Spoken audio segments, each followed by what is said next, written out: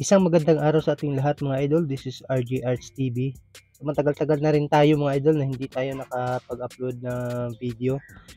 Sobrang busy talaga mga idol, no? So ngayong araw na to mga idol, since marami na rin nagtatanong at gusto ng humihingi ng tutorial about dun sa previous video ko, na ito yun mga idol, isang mini projector na inspired by PCP yung gagawin natin na chamber. So panoorin nyo hanggang sa dulo para makuha nyo kung paano siya sinet up yung design ng mini projector natin. So yung gagawin ko pala mga idol is dalawang divider lang. So yung isang divider gagawin lang natin itong pangtulak. So ito yung magiging stopper ng divider natin, maglalak siya dan.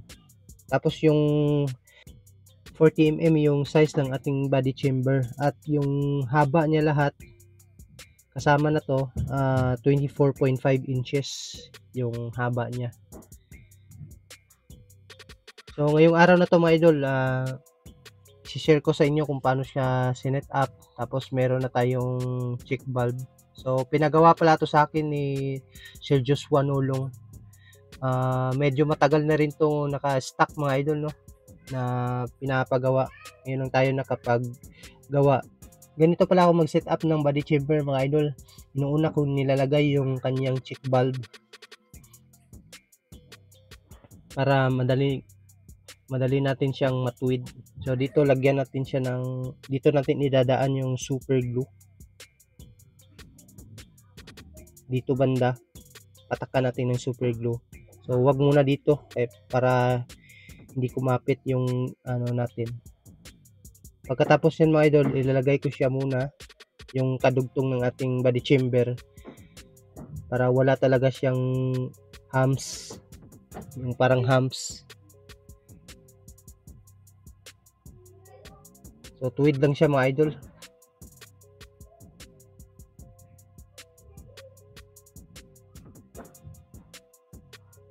So tanggalin muna natin yung check valve niya.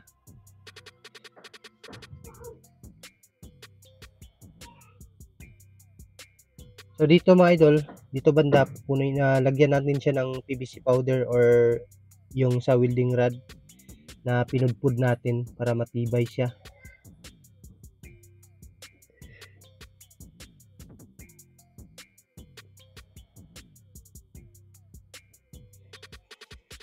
So bagong lahat mga idol, gusto ko pala i-shout out muna yung ating mga subscribers. Unahin natin si Jumar Muhon, si Jeffrey Kaminsi, Gistoni Quinto Montalvo, at saka si Angelo Tuzon. So isang magandang araw sa inyong lahat mga idol. Sana po ay nasa mabuting kalagayan po kayo. And sa mga subscribers pala natin, maraming salamat din, and magandang araw po sa inyo. And sa mga silent viewer natin dyan na nanonood. So yung pagitan pala ng natin mula dito sa check valve is 6 inches lang. Nagsukat ako ng 6 inches. Tapos yung sa pangalawang divider mga idol is 3 inches lang siya, no. So sa mga nagtatanong pala sa butas ng ating divider, yung sukat ng butas niya, first divider natin is 25mm yung butas niya sa gitna. Tapos yung pangalawa is 20mm. So ginasgasan ko nga pala yung loob mga idol.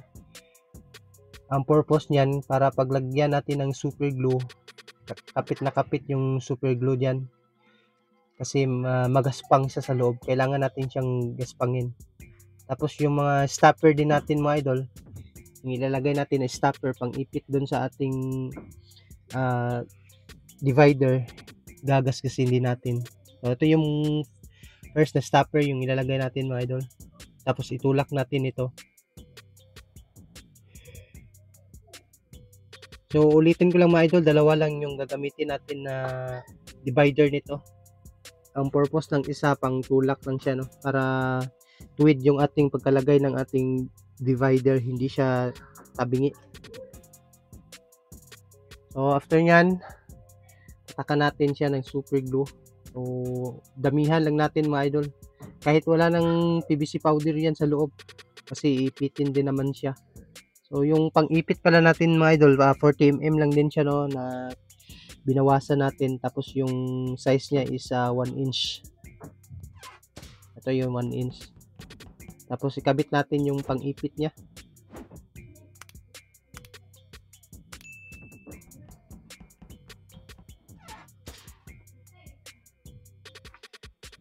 So sa paggawa pala dito ng body chamber mga idol, tiyaga lang talaga no. Yung kailangan natin. Tapos dapat pasensyoso po kayo kasi yung chamber na gagawin natin is napakabusisi po ng mga design niya. So ayan na mga idol. So kunin natin yung ano niya, yung ginagamit natin, isang divider na ginawa nating pangtulak.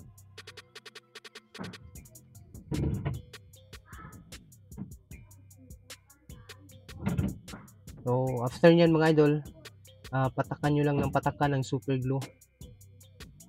Damihan nyo ng patak.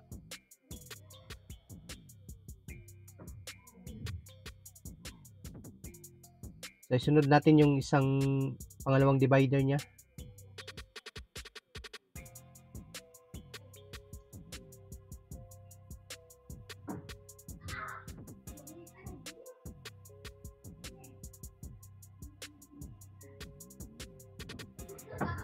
Sa lahat pala ng nagpapagawa mga idol, siguro sa next na lang ako makapag-entertain sa inyo kasi di rin ako gumagawa ng marami. Kasi ako lang kasi mag-isa gumagawa mga idol. So wala naman tayong pabrika.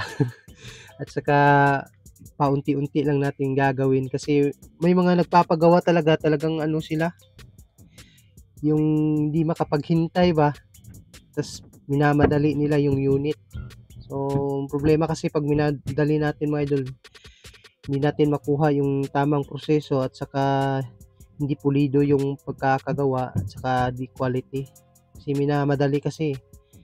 Kaya nga kung sana pag nagpapagawa kayo, huwag kayong masyadong magmadali na tapusin.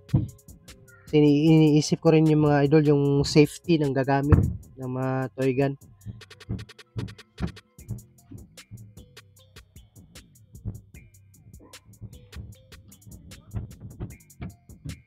So kunin natin yung divider na ginagamit natin pang tulak mga idol.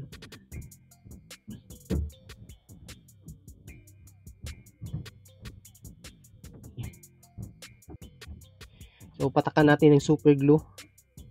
So sa pagbuo pala ng chamber no, nakaubos ako ng maraming super glue. Siguro mga 6 na super glue. Ito lang kasi yung super glue na ginagamit ko mga idol. Pero wala namang problema dyan mga idol. Sobrang kapit naman yan. Basta pag bumili kayo ng super glue, check nyo lang muna. Dito bubutasan natin. So ayan na mga idol, na butasan na natin. Na ilagay na rin natin yung kanyang check bag. So ngayon gagawa na tayo ng design dito para makuha natin yung mini projector. So dito yan ilalagay mga idol. So ginrider ko yan sa gitna. Gumamit ako ng grinder. So makapal yan mga idol. Yung haba pala nito mga idol is 18.4 cm yung haba niya. So dalawang pieces nito na same size lang sila. Tapos yung lapad naman niya is 2.7 cm. Tapos ito naman 8.4 cm long pa rin. Dalawa pa rin yung gagamitin natin pero hindi na siya makasing lapad no. Yung lapad niya is 2.4 cm. So ito na nga pala yung ginawa kong barrel, butane type. So bago natin ilagay yung design niya mga idol, ilagay muna natin yung barrel niya para may guide tayo, hindi tabingi yung pagkakalagay natin. Tapos silipin nyo lang ng maigi mga idol. So ilagay natin to dito yung 2.7 yung lapad dito, yan sa taas. At saka yung partner nito, dalawang pieces nito sa ilalim, tapos ng dalawa sa gilid naman nun ilalagay. So hindi ko nga pala siya sinagad dito sa may check valve Kasi ang purpose niyan, lagyan natin siya ng barrel band or yung clip ng para sa barrel. So wag nyong i-fix kasama yung ano niya mga idol, yung kanyang barrel, no. Ito lang yung design para may guide lang tayo. So ayan yan yung itsura niya mga idol. So after nyan, kabit natin yung sa ano niya, partner niya, yung sa ilalim niya.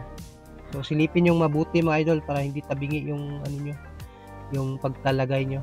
So ayan na siya mga idol, no. Nailagay na natin. Tapos itong isa, ilagay din natin siya.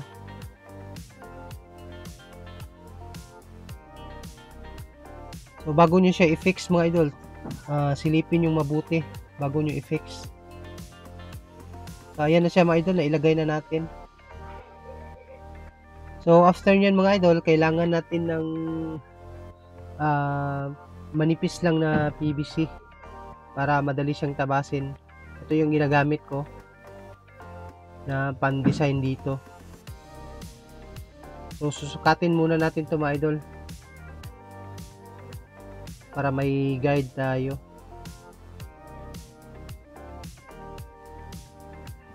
So kunin natin yung size nya. Tapos yan yung gagamitin natin na pang-design. So ang lapad pala nito mga idol, 1.3 cm yung lapad niya. So yun yung tatabasin natin mga idol. So natapos na nating itabas mga idol. Ito na yung size niya, lahat yung 4 na pieces yung gagamitin natin. So 1.3 cm for pieces. Magiging design yan dito. So ipapakita ko sa inyo mga idol.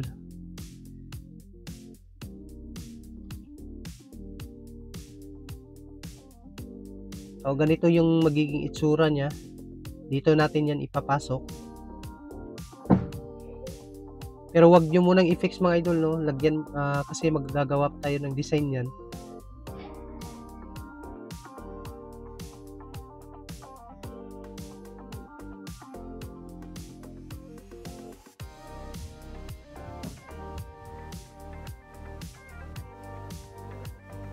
So ganito yung itsura niya mga idol. Pero dito bubutasan natin to para makuha natin yung design ng tank ng mini Predator.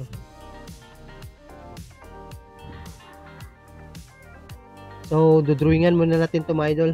Lagyan natin ng drawing para madali lang natin tabasin, at saka yung size niya pantay siya. So gagawa tayo ng ano dito, drawing.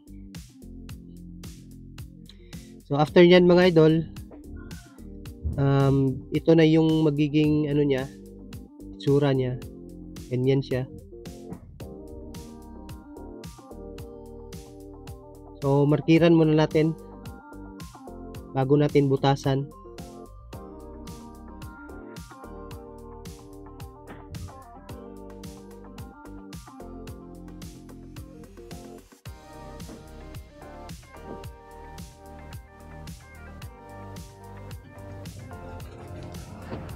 So butasan na natin mga idol.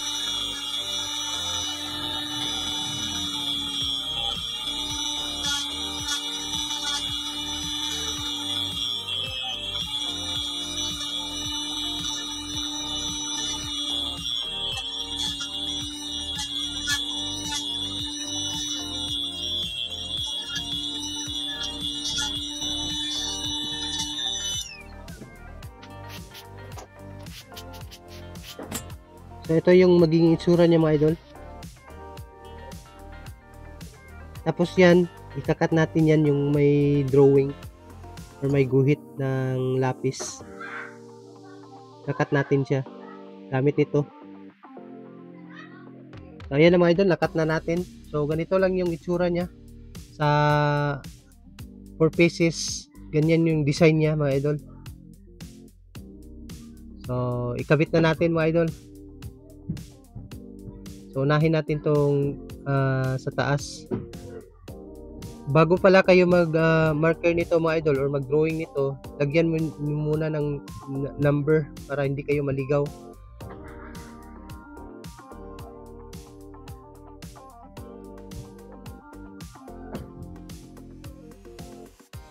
Ayan siya mga idol. Ganyan yung itsura niya. So after nyan, lagyan natin ng super glue.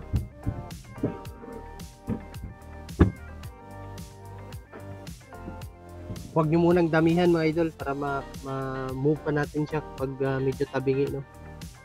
Silipin nyo lang mabuti.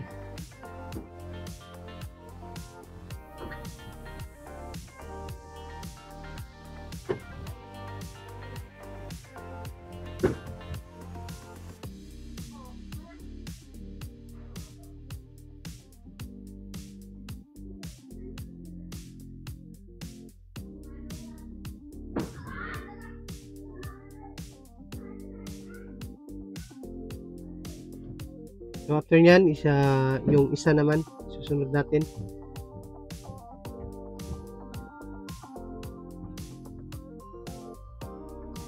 So ganun lang din yung proseso mga idol, no? Lagyan natin ng super glue. Tapos titingnan natin kung silipin natin kung medyo tabingi ba or hindi.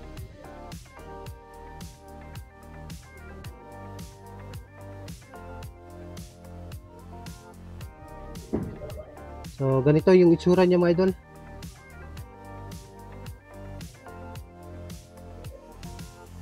So dito banda mga idol, huwag nyo muna itong ipapasok kasi lagyan pa natin yan ng solid wire dito bago nyo ipasok para nakatago yung kanyang solid wire, hindi siya makikita. So ayan na mga idol, ayan, nilagyan na natin ng solid wire sa loob. Yan siya, may wire na siya doon. Tapos nakatago na yan. Saka natin siya ipapasok yung design niya para yung wire hindi makita.